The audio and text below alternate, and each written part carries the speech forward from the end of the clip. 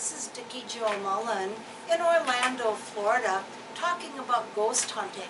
You might wonder why I'm here in the south in the bright Florida sunshine instead of silhouetted beautifully against a Gothic castle. However, this is a very, very haunted area.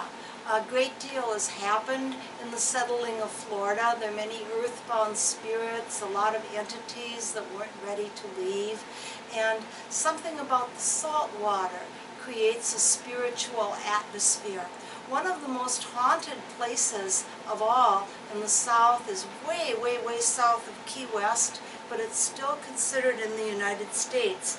It's an area that's 70 miles out in the middle of nowhere. It's a chain of small, tiny little islands called the Dry Tortugas. Dry because there isn't any fresh water on them. And they're lovely, mysterious, and they are spanning the most spectacular stretch of turquoise water and coral reef that you can imagine. The Dry Tortugas are first mentioned by Ponce de Leon. In 1513, he discovered and named the islands the Tortugas, which is a Spanish word that means tortoise or turtle. And they're considered dry, as I mentioned, because that was to warn all sailors not to stop there too long and expect any fresh water at all. Over the next 5 centuries, the site became steeped in rich legends that embrace pirates and soldiers, war prisoners, and improbable dramatic involvements. To add to the tales, such frequent apparitions appeared that the sailors started calling the islands not just the 7 Dry Tortugas, but the 7 Ghosts. The spectral sightings closely tie in to the tumultuous history of the islands. They're now a national park, and for 300 years they were the hideouts of the most notorious pirates among the Caribbean.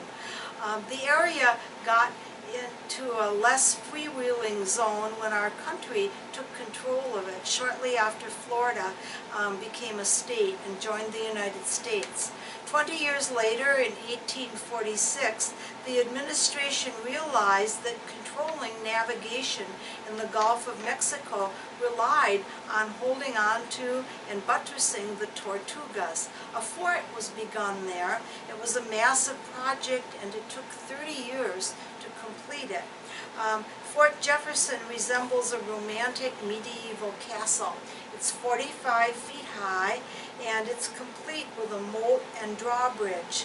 The beautiful masonry forms elaborate arches, tiered halls, spiral staircases, and 3 different stories of residential quarters.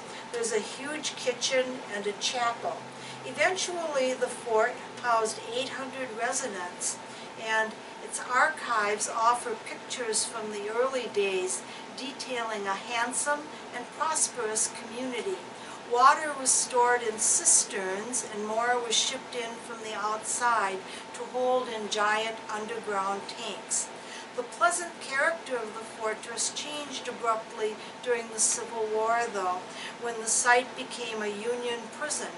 Graffiti over the door of a guard room used as a dungeon says it all. Those who enter here leave hope behind, a paraphrase of the ominous portal to hell from Dante's Divine Comedy. All hope abandon ye who enter here, adding to the misery of both the inmates and the soldiers. Yellow fever would strike out of nowhere. Dysentery and scurvy prevailed. And during the 1860s, 86% of the population of the prison was sick. What remained of the colony was the improbable answer found to scurvy.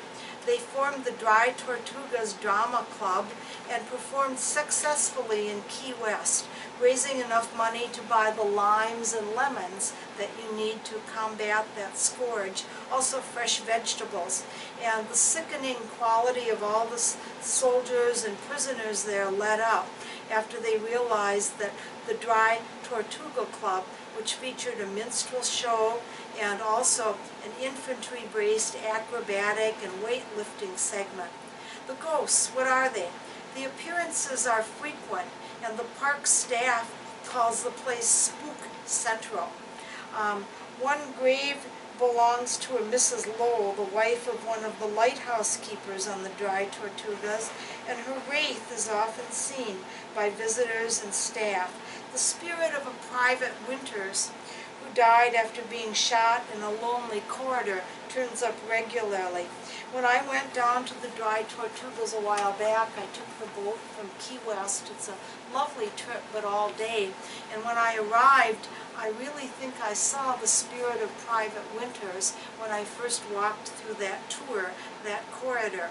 A park ranger's wife reports seeing a Union soldier sitting up on her bed, regularly removing his boots, and the pet cat at the gift shop manager's house mysteriously avoids a certain staircase.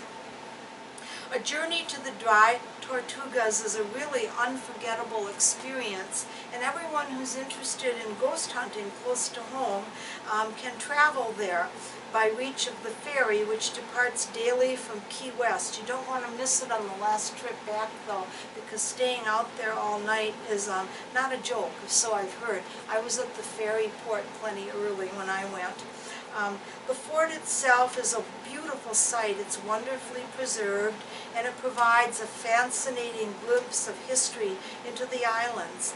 It's a wonderful wildlife preserve, and snorkeling gear is available if you want to look at the colorful, magical realm of the undersea creatures that abound in the quite shallow waters around the 7 Tortugas. For readers who are drawn to investigating paranormal phenomena, the chances are excellent of experiencing a genuine contact with paranormal energies. You may even hear strains of music echoing faintly through the night, and it's said that the members of the former dramatic club will still perform for those visitors who are willing to listen. So happy ghost hunting rather close to home. St. Augustine is another wonderful place to visit, very, very haunted, numerous ghost tours and ghost walks, and also New Orleans has a wonderful spiritual history, all here around the Deep South and the whole area around the Gulf, the salt water, the different things that have happened here, very, very fertile for a genuine paranormal experience. This is Dikki Jo Mullen, paranormal investigator, also known as Ghost Hunter, sharing a special adventure with you.